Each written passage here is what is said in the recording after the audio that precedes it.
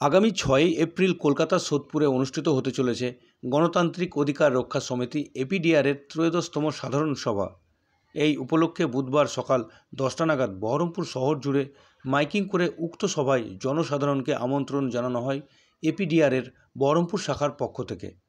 মূলত এই মুহূর্তে রাজ্য তথা দেশ জুড়ে যেভাবে বেড়ে চলেছে সাম্প্রদায়িক হিংসার ঘটনা, পাশাপাশি নারী নির্যাতন থেকে শুরু করে নারী পাচার, ধর্ষণ, খুন ও বিভিন্ন অসামাজিক কার্যকলাপ, মূলত এই সমস্ত বিষয়ে জনসাধারণের সুরক্ষা ও অধিকারের দাবি জানানোই তাদের মূল উদ্দেশ্য বলে জানিয়েছেন সংগঠনের সদস্যরা। কি আপনাদের কর্মসূচি?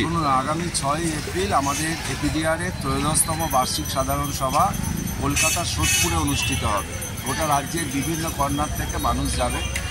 তাদের সেই 'ত্রয়োদশতম বার্ষিক সাধারণ সভায় আপনারা জানেন এই মুহূর্তে হিন্দুত্ববাদীরা যেভাবে গোটা দেশ জুড়ে সাম্প্রদায়িকতা তৈরি করছে, গোটা রাজ্য জুড়ে তৈরি করছে, তার বিরোধিতায় আমরা কীভাবে অবস্থান নিতে পারি সেটা আমরা সিদ্ধান্ত নেব। এবং আমরা সিদ্ধান্ত নেব এই বার্ষিক সাধারণ সভায় এই সাম্প্রদায়িকতা যেটা তৈরি হচ্ছে তাতে সিএনজি, বিজেপি এবং আরএসএসের যে নেক্সাস, সাথে সাথে আমাদের এখানকারও যে রাজ্য সরকারেরও যে ভূমিকা, সেই ভূমিকাটাতে আমাদের বারবারই মনে হচ্ছে এই দাঙ্গাকে প্রতিহত করার ক্ষেত্রে তাদের ভূমিকা সঠিক নয়। তাই এটার ক্ষেত্রে মানবাধিকার সংগঠন হিসাবে আমরা কী করতে পারি তার অবস্থান নেব।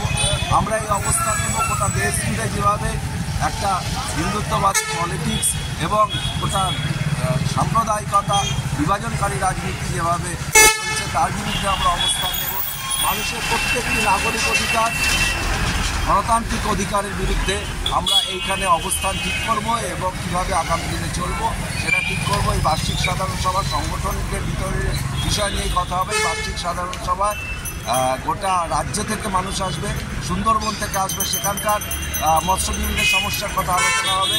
মুর্শিদাবাদ থেকে যাবে, মুর্শিদাবাদের মানুষের বিএসএফের অত্যাচারে কীভাবে অত্যাচারিত হচ্ছে সেই সমস্যার কথা আলোচনা হবে এবং সব মিলিয়ে আমরা কীভাবে চলবো আগামী 1 বছর এটা সিদ্ধান্ত নেব। আগামী 6ই এপ্রিল কলকাতার সোদপুরে বার্ষিক সাধারণ সভা এপিডিআর। আপনার নাম? রাহুল চক্রবর্তী। আমি এপিডিআরের মুর্শিদাবাদ জেলা কমিটির সম্পাদক এবং কেন্দ্রের সহ সম্পাদক, কেন্দ্রীয় কমিটি।